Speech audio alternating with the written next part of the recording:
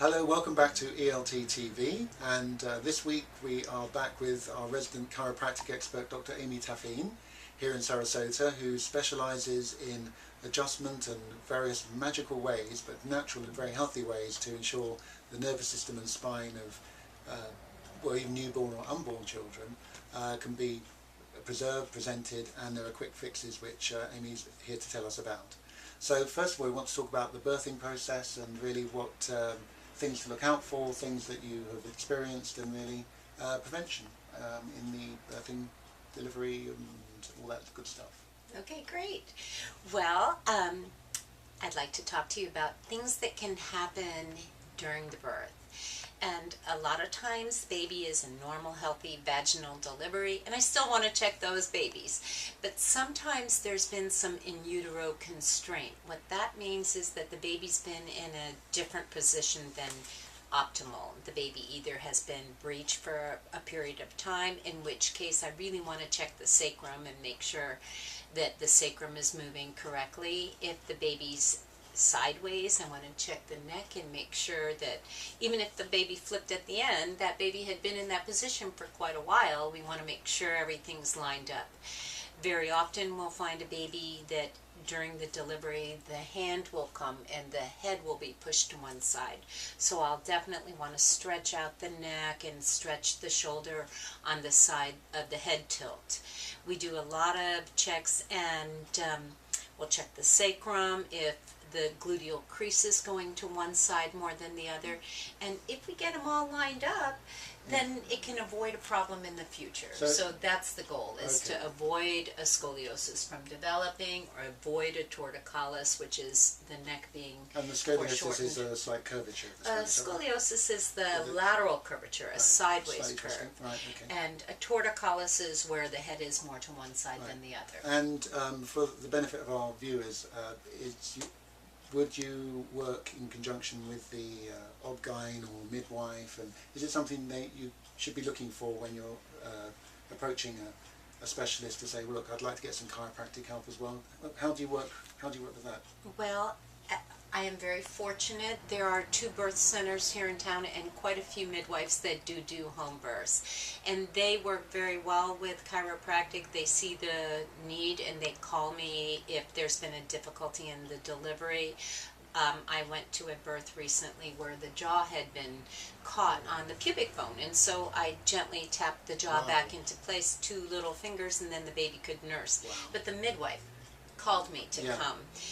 Midwives are very great about it. I'm working towards having a better relationship in the medical community. Yes. They are a little bit less embracing of the chiropractic end, and we're trying to change that. Right, yeah, okay. For the parent of the newborn, something that we've experienced is baby sleep on one side. Right. A practical fix for that? Well, one practical fix would be to get me to lightly adjust their neck, but also to put them on the other side, or to, if they're sitting in a car carrier, make sure you prop up the neck with a blanket or get a little pillow that's a safe pillow. For the sacrum, and I was going to go into that a little bit later, but the car carrier that you put your baby in is very important, because very often if you'll put your hand underneath, it's hard as a rock, it's hard plastic. So I might say, well, let's put a little extra foam back there so that you can protect their spine, protect their sacrum. So moving on from sort of newborn to 6 months, what have you experienced? Are there things that have been missed and then you've been called in maybe at 6 to 12 months? Absolutely. What type of problems have you encountered there? Well, I want to kind of jump back to the newborn, and then we'll go into that, I'm which very is happy. I love newborn babies. Yes, we forgot about the part of exercising those newborns, because I start from day 1 doing cross crawls, and a cross crawl, and I did this with all 3 of my children, and I think they're highly coordinated now. They're all athletes or dancers, so I think it made a big difference. There is a part of the brain called the corpus callosum. It's right in the middle, and it integrates the left and right hemisphere of the brain, and that is dealing with coordination. So I start those babies out, and I have the mom or the dad touch opposite hand to opposite leg, opposite hand, opposite foot, and the more they do it, it just gets those neurons firing brand new babies. It's good for and adults so too. And you can do it as an adult or as a little child. You march. Seriously, though, I was You do joking. the marching, Oh, yeah. opposite hand, opposite leg, and it just gets your brain. If you ever feel like you're in a brain fog and you're bumping into walls, just march for a few minutes and make sure you get it right, and it will coordinate you. Yeah, So we start the baby exercising, and then I also do, my babies all swam before they were 6 months old. I had a pool at the time. I really felt they needed to. So I kind of integrate some of those swimming movements with babies. I put them over my lap and kick their legs, straight leg kicks, and sometimes that will get the sacrum moving. And, you know, I check to make sure the legs are, nothing's caught in the pelvis, and that'll just help. So I get those babies moving young. So for, I hate saying the word average, but let's just say the average parent who's not very active themselves, your advice really would be to take every opportunity to, say, put the baby on the floor, maybe a little baby Absolutely. gym, keep them moving, flip them over, the tactile thing, and that helps their coordination. Right, and we had been speaking earlier before the video about what do you do with your baby? Do you stick them in a car carrier? Do you put them in a jump up? Where do you put them? Sure. And I believe in the normal curves of the spine. So the cervical curve should have a nice C to it. So let's just say that's your nose on this end. You should have a nice C develop. In order to develop that C curve in the neck of a baby, if you put them on their tummy on a blanket or on a playpen, they'll look up and they'll just normally develop the C curve. But if you've got them stuck in a chair looking straight ahead, they won't develop that curve. So that's important. And then as they start to push up on their arms, they'll develop the low back curve. So they're well-meaning grandparents and friends. I can't speak from personal experience, but they tend to give gifts at baby showers. And one of the things that I've always been worried about were baby bouncers. Right. Tell us about the baby gadgets to avoid. I personally believe that innate intelligence is marvelous. So when a baby's ready to stand is when a baby should stand. When the spine is developed enough for that baby to stand on its own is when the baby should be weight bearing. And they have done research. I did my pediatric fellowship and we learned about Native American Indians and how they papoose their babies. And those babies are weight bearing from early age. They have the highest incidence of what's called spondylolisthesis of any ethnic group. And the belief is that it's directly related to the fact that they were weight-bearing at too early of an age. What a spondylolisthesis is a little break in the bone of the pars interarticularis. It's a part that attaches the transverse process to the spinous. So if they're weight-bearing, that can get a crack, and it will follow that child for the rest of their life, that bone will be slipping forward and back. Yeah. So that's a weight-bearing thing you don't want to do. I personally had the baby sling, so the baby wasn't weight-bearing, wasn't in a backpack. Sometimes what those backpacks will do also is they'll splay the legs out, and it'll put a little too much pressure on the pelvis and the low back. Another gadget is those jump ups, and they bounce, and the kids love them, but it puts a lot of pressure on both the legs and on the spine. So I try to avoid that until the baby is of an age that they could be standing on their own. And they have those little scooty chairs that they can scoot around standing. I'd rather stick them in a playpen and let them kick. Well, I think that, So really let nature, if you observe how athletic, for want of a better word, a baby is, and just let them go with it, they'll work it out for themselves by and large. Okay. Absolutely. So if you want to move on to sort of 6 months to a year, are there things that you've experienced which can be fixed fairly simply, or things that our viewers can do to preserve the nervous system and the posture? Well, as the baby starts to crawl, the first thing I want to do is make sure they are crawling. You don't want to skip the crawling phase. Some babies, like my daughter, actually I had done the cross crawls while she was a baby. I was so energetic with it. She ran at 7 months. And she tried to skip crawling. I stuck her back on the floor and crawled with her, because it's really important that they get the left and the right, the left and the right. I will find some babies that don't crawl correctly. We'll have to encourage their crawling correctly. And then once we get that going, that hugely helps them. So, and then once they start to stand and fall, I do want to check their spines, because just pulling up to stand, boom, on the sacrum, boom, on the sacrum. Yes. So you just want to make sure their legs are even, they haven't pulled one leg shorter than the other in that early 6 month to a year process, and then they grow that way. Yeah. And so have you you've had some experience, I understand, with your own children about problems that may have arisen with their posture. Could you explain any fixes that you've done for them, or maybe other children, maybe at the same age? I've had a lot of kids who have come in. I have 2 testimonial books filled with them. My favorite one Tell us a story. This is my favorite Tell one. us a story. And it's time. my favorite one because I met this girl 18 years later.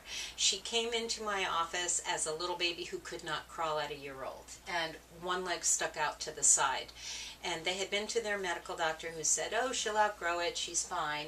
The grandmother brought her to me. I did a sacral adjustment, put the leg back into the femur into the socket a little bit better.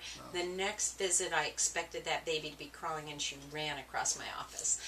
And 18 years later, I was at a cookout, and there she was, and she remembered the story that she had heard about how chiropractic got her walking. So that was very exciting. Sometimes it's a very simple fix. Sometimes it takes a little bit more.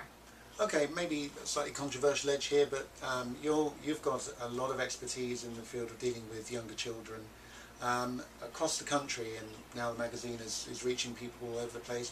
Are there tips that you could give to our viewers in maybe speaking to a chiropractor about their things to look out for when taking their own young children to them? Absolutely. Yeah, what sort of questions should they be looking for in experience? Well, I have a fellowship from the International Chiropractic Pediatric Association, and I always recommend if they can find somebody with a fellowship, then they know their doctor has been certified as a pediatric expert. So that's great. There are other programs, but I love the ICPA, it's called. So, I would look there. I think that what is surprising to people is that ear infections can be helped from chiropractic. When you think about the way the ear canal is shaped in a young baby, if you adjust the top cervical, it will very often drain the ear canal. It will help. So, the questions are, why would I bring my baby to a chiropractor? Why would I bring my child? I have worked a lot with seizure disorders and ADD and ADHD, and my son, who we spoke about last time, who was a stutterer, was helped with the cranial work.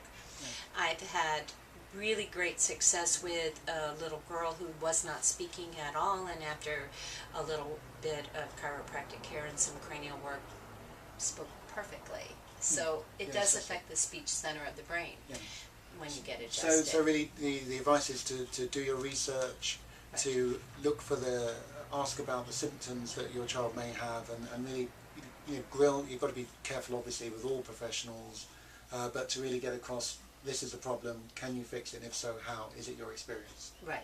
Yeah? Would that be...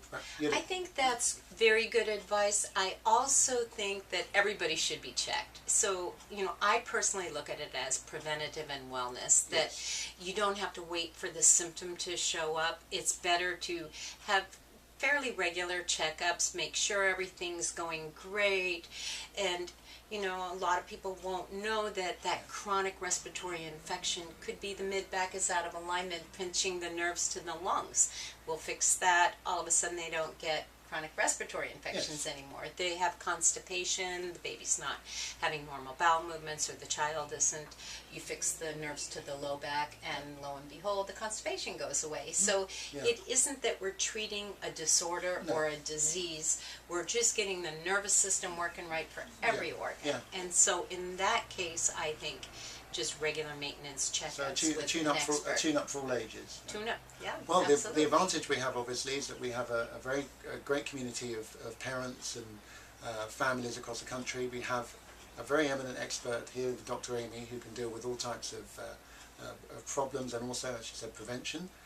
Questions can always be sent to us, and Dr. Amy's here to answer them.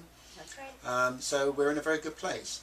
So please take advantage of this offer. It's absolutely free, and Dr. Amy can steer you in the right direction. She's obviously available for consultation, which she could do by phone, or we can arrange Skype or whatever.